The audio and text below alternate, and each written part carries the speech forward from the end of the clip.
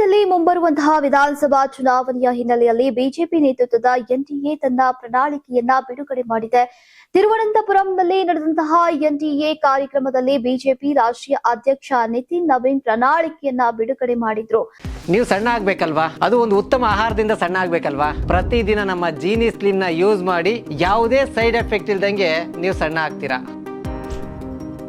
ಬಡ ಕುಟುಂಬದ ಯಜಮಾನರು, ವಿಧವೆಯರು ಮತ್ತು 70 ವರ್ಷಕ್ಕಿಂತ ಮೇಲ್ಪಟ್ಟಂತಹ ಹಿರಿಯ ನಾಗರಿಕರಿಗೆ ಮಾಸಿಕ 3,000 ರೂಪಾಯಿ ಕಲ್ಯಾಣ ಪಿಂಚಣಿ ಭರವಸೆಯನ್ನ ನೀಡಲಾಗಿದೆ. ಪ್ರತಿ ಮನೆಗೆ ತಿಂಗಳಿಗೆ 20,000 ಲೀಟರ್ ಉಚಿತ ಕುಡಿಯುವ ನೀರು ಸರಬರಾಜು, ಪೈಪ್ಲೈನ್ ಜಾಲಗಳ ವಿಸ್ತರಣೆ, ಬಡ ಕುಟುಂಬಗಳಿಗೆ ಓಣಂ ಮತ್ತು ಕ್ರಿಸ್ಮಸ್ ಸಮಯದಲ್ಲಿ ತಲಾ 1 ಅಥವಾ 2 ಉಚಿತ ಎಲ್ಪಿಜಿ ಸಿಲಿಂಡರ್ ಅನ್ನ ನೀಡಲಾಗುವುದು.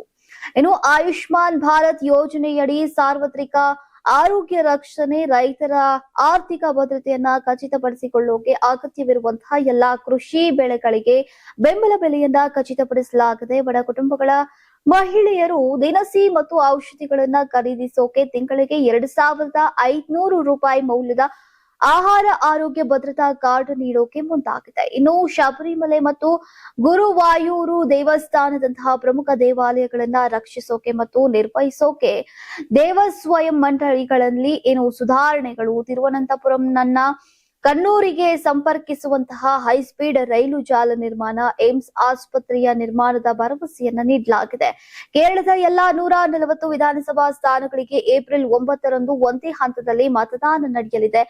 ಮೇ 4ರಂದು ಫಲಿತಾಂಶ ಪ್ರಕಟವಾಗಲಿದೆ.